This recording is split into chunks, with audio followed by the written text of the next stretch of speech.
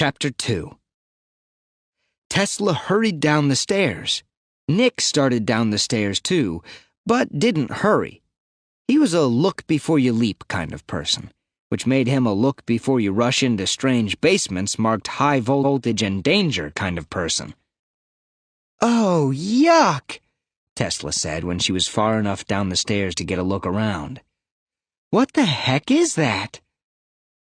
Her words didn't inspire Nick to move any faster. "What the heck is what?" he said. But by then he was far enough down to see for himself. Spread eagle on the basement floor was the blobby orange outline of a man.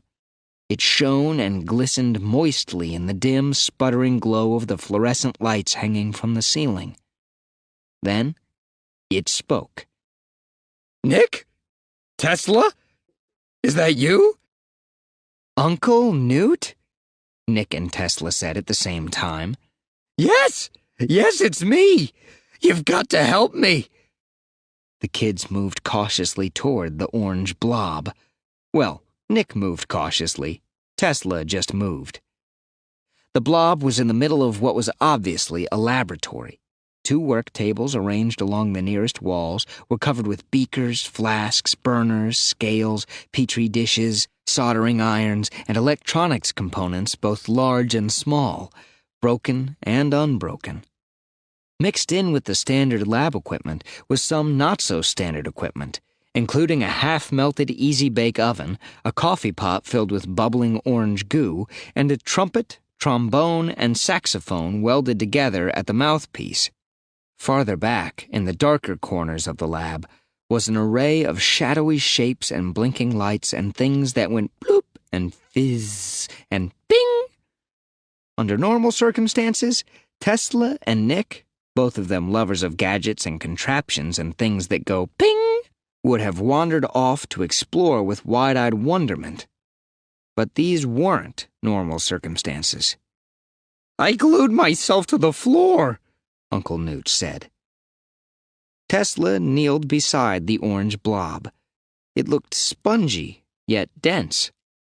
"How can you breathe in there?" she said. "Look down."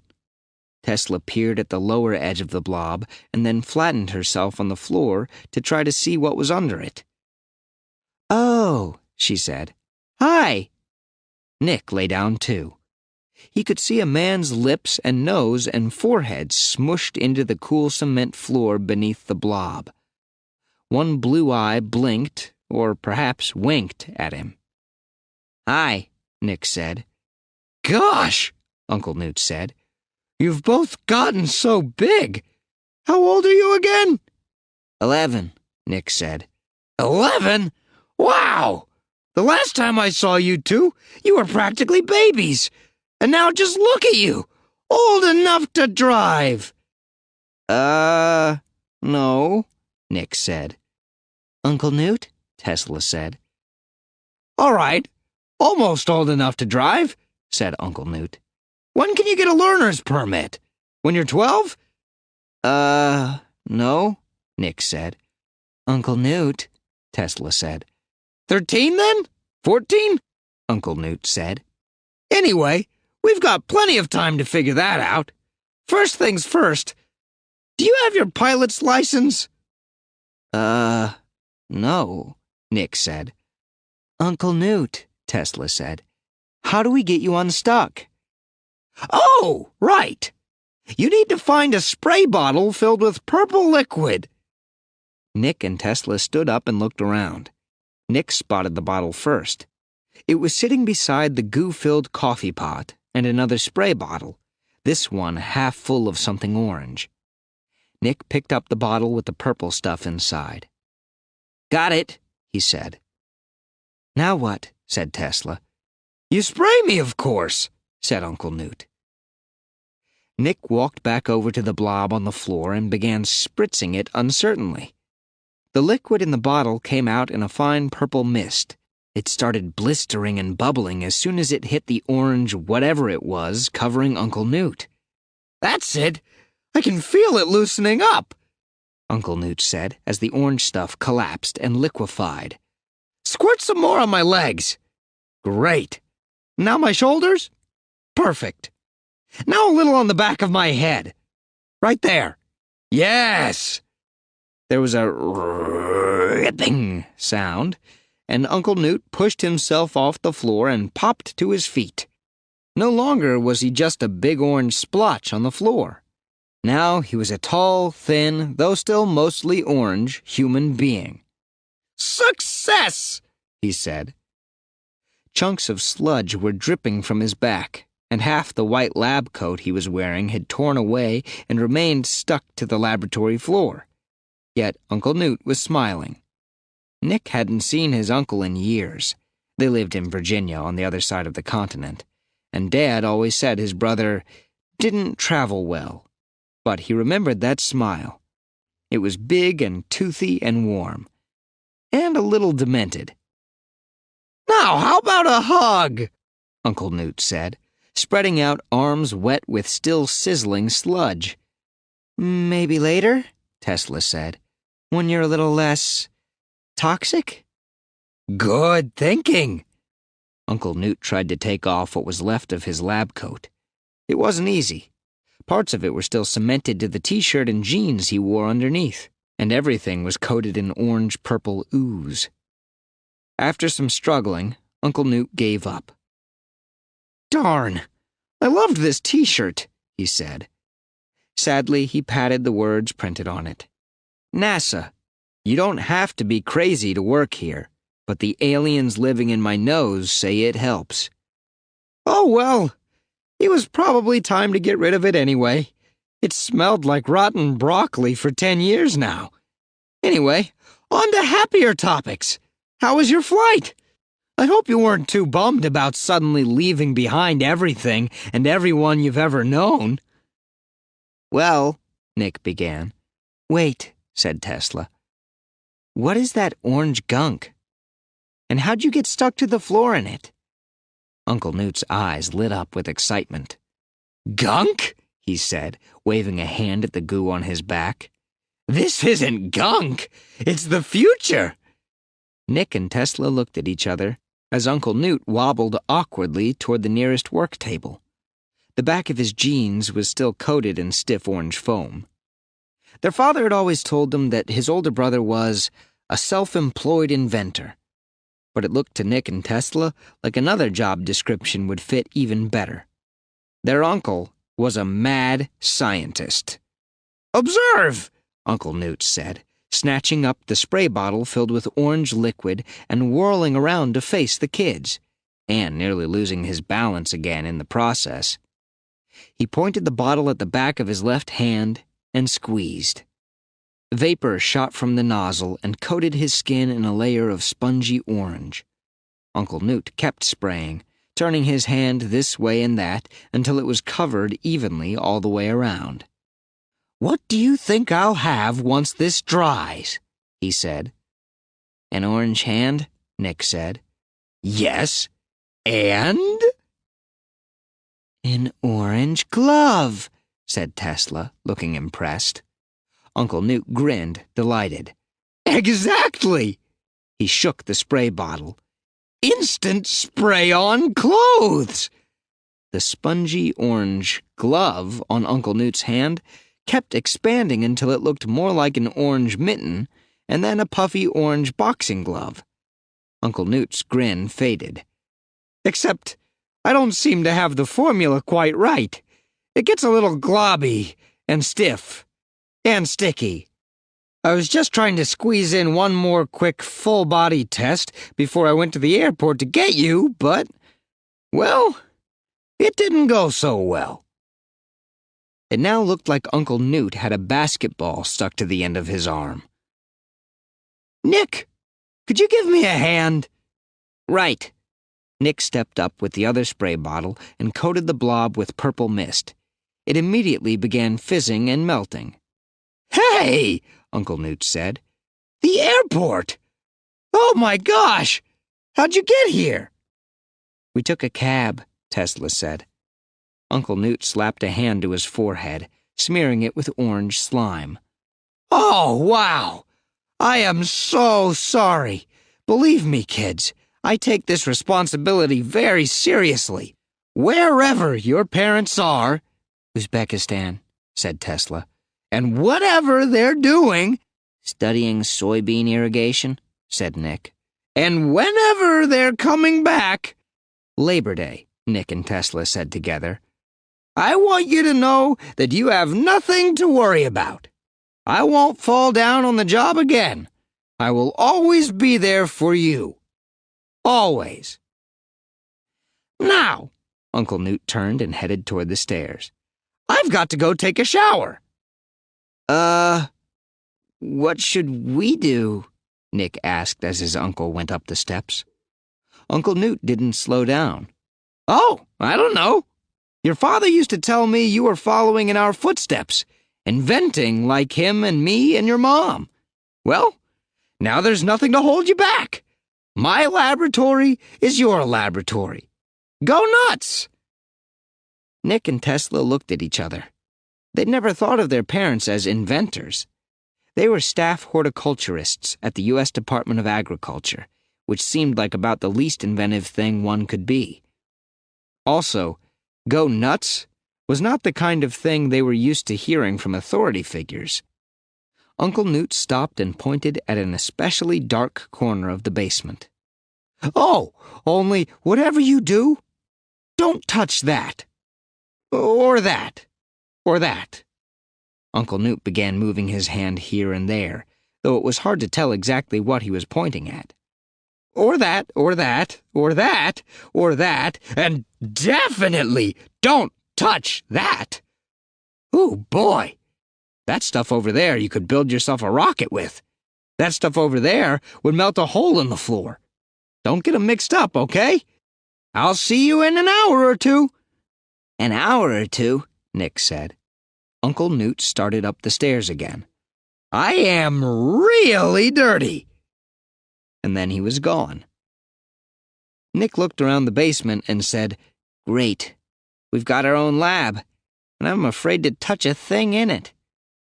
Tesla looked around the basement and said, We've got our own lab. Woohoo!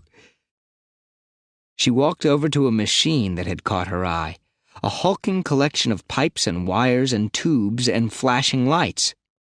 I don't remember, she said. Was this a don't touch, a definitely don't touch, or neither? Uncle Newt didn't say, which makes it a definitely don't touch in my book. Tesla stepped up to a little porthole in the side of the mysterious mechanism. I wonder what this thing does. As Tesla leaned in to peer through the porthole, she brushed against a pair of handlebars, or what she thought were handlebars. They moved downward with a loud clack. The machine began to hum. Oh, man, Nick said. The machine began to vibrate. Oh, man, Nick said. The machine began to hiss and spark and shake so hard it was practically jumping off the floor. Oh, man, Nick said. He and Tesla ran for cover. They ducked behind what looked like a pile of garbage beside one of the work tables. When they peeked back at the machine, it was spitting out loose nuts and bolts and crackling curlicues of electricity. It's gonna blow, Nick yelled. It's gonna blow! Ding, said the machine, and nothing else. Suddenly, it was totally silent, totally still. The little porthole glowed with an eerie yellow light. Tesla stood up and walked toward it. Tez, said Nick. Tesla looked through the porthole, then reached up to touch it. Tez, don't! There was a shallow groove in one side of the porthole glass. Tesla put her fingers in it, then pulled to the side. The porthole slid open.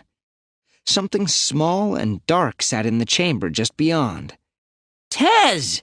Nick said as his sister reached in and pulled the little something out.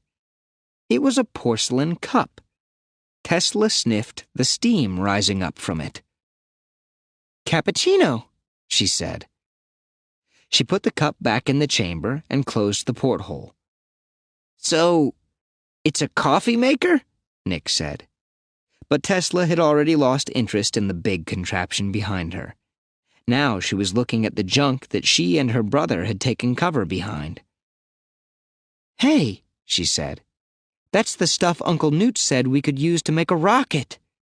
Nick looked down. All he saw was a jumble of white plastic pipes, a manual air pump, a beat-up roll of duct tape, and a half-empty bottle of diet soda. "Are you sure that's not the stuff that'll melt through the floor?" he said. "Sure, I'm sure. Can't you see how we'd build the rocket?" Tesla challenged her brother with a cocked eyebrow. Nick looked over the junk again. The adrenaline and fear were fading, and he was beginning to think clearly again. A small, cautious smile tugged at the corner of his mouth. He still felt jumpy, on edge, but at least he knew a good way to distract himself. "Of course I see how to build it," he said. "Isn't it obvious?" Nick and Tesla's low-tech, practically no-tech, bottle rocket and launcher. Refer to your booklet for illustrations.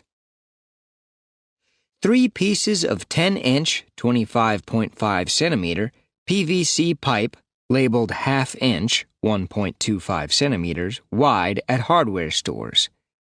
Labeled A in your booklet. 3 pieces of 20-inch long, 51 centimeter PVC pipe, labeled B. 3 90-degree angle pieces, labeled C. 1 T-connector, D. 2 end caps, E. 1 threaded end cap, F. 1 bicycle pump, G.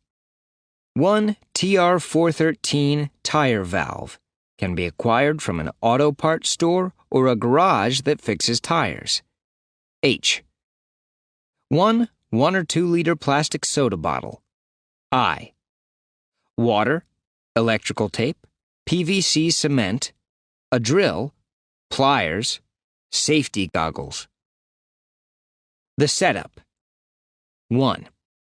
Ask an adult to drill a half-inch, 1.25 centimeter, hole into the center of the flat side of one of the caps. 2.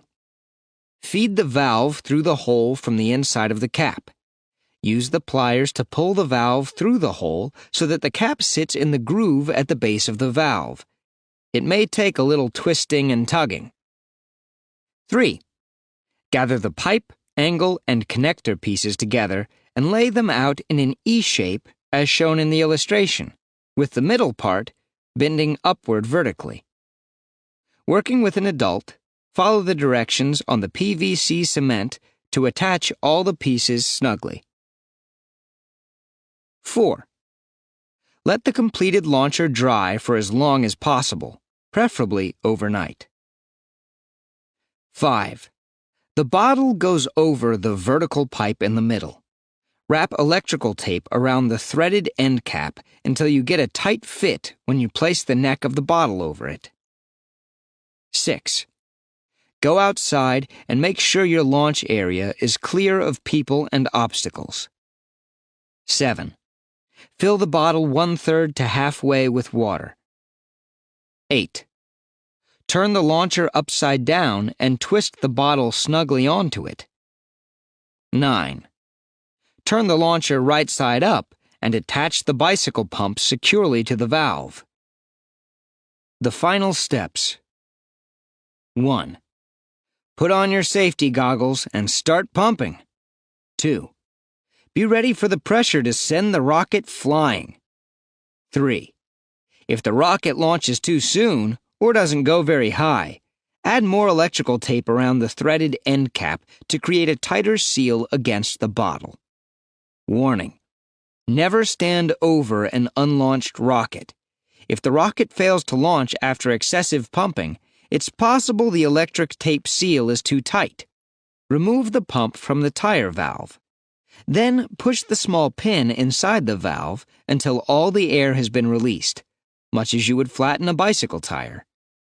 Have an adult remove the bottle. Peel off 3 layers of electric tape from the launcher and give it another go.